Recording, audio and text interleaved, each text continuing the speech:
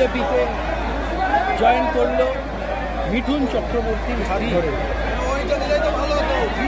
সংসার করেছিল কদিন। এর ডাক নাম রোজি।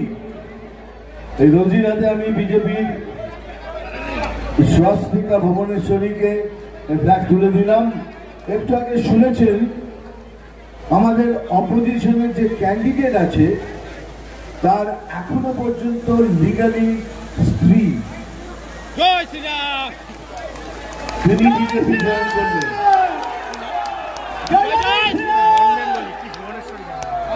সেই জন্য দেখুন জরুরি, কেননা হয়তো ওনার হাতেই রয়েছে। হ্যাঁ, উনি যে এখনো লিখিত আমাদের যে অপোজিশনের আছে তার লিগালি মানে আইন মতো এখনো স্ত্রী, সেটা তিনি কিছু বলতে চান। বলো, এক মিনিট।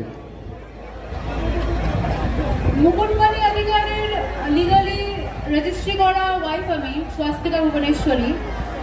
ব্যাপারটা হচ্ছে গত বছর 28শে মে 2023 উনি আমাকে রেজিস্ট্রি করে বিয়ে করেছেন। সপরিবারে ওনারা বারংবার 14-15 বার আমার বাড়িতে আমার দরজায় এসেছেন এবং বিয়ের এই সমস্ত উৎসাহ, রেজিস্ট্রি বিয়ের সমস্ত উৎসাহ মুকুটমণি অধিকারীর নিজেরই ছিল, একদম নিজের থেকে।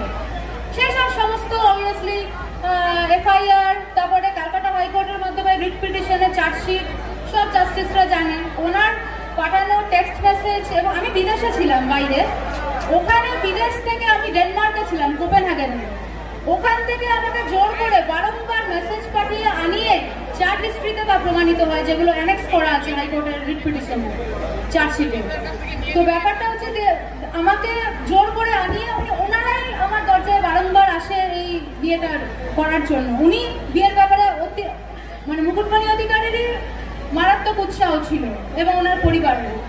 তো তারপরে রেজিস্ট্রি ম্যারেজ হওয়ার পরে 28শে মে 2023 উনি রেজিস্ট্রি ম্যারেজ হয়ে গেল এবং সেই যে চলে গেলেন ছেড়ে, সেই যে চলে গেলেন, বাস একেবারেই লাপাতা, মানে বেপাত্তা।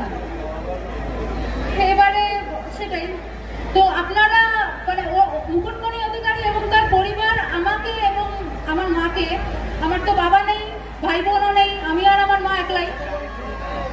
হ্যাঁ, তো আমাদেরকে পুরোপুরি ঠকিয়েছে।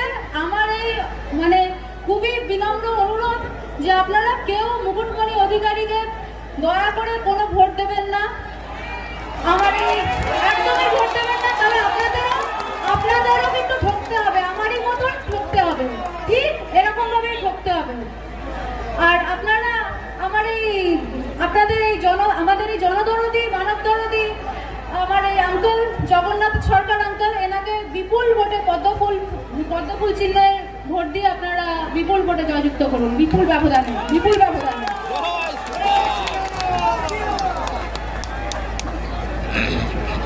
এবার আমার বলার পালা, আমি কিন্তু বলবো না। দাদা এই যে পেছনে এত, ওখানে অনেক লোক আছে। এবার এত ক্যামেরা হাতে, ক্যামেরা কিনেছো কিসের জন্য? কাউকে তো দেখিনি কথা বলতে, এখন থেকে এলাম সব নিকে দৌড়ে আছে। তো সে কাজটা পুরো করো। চলো, আমি এদিকে আসছি, ছবি তুলে নাও। চলো,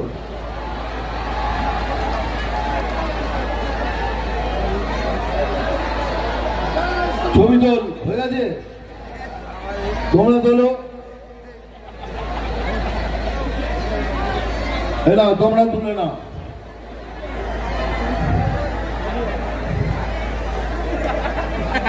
হয়ে গেছে তোমাদের?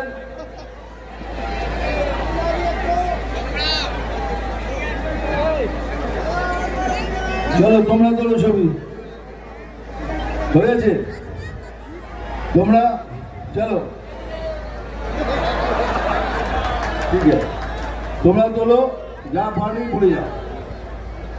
এই ঠিক যখনই আমি স্টেজে উঠবো, আমার কানের কাছে দিয়ে ফুসফুস করে বলবে, দাদা চশমাটা খোলো। কিন্তু আমি খুলব না, তার কারণ একটাই, এই যে দাঁড়িয়ে দেখেছো নিচে, এরম গোছা গোছা ফুল নিয়ে আমার চোখে মেরেছে, আমার চোখ ফুলে গেছে। আর এই জন্য আমি চশমাটা পরি, চশমা খুলবো না। আমি জানি ভাই, আমার চোখটা খুব সুন্দর, আমি জানি। আমার চোখ দেখার জন্য তো আচ্ছা আচ্ছা খুলে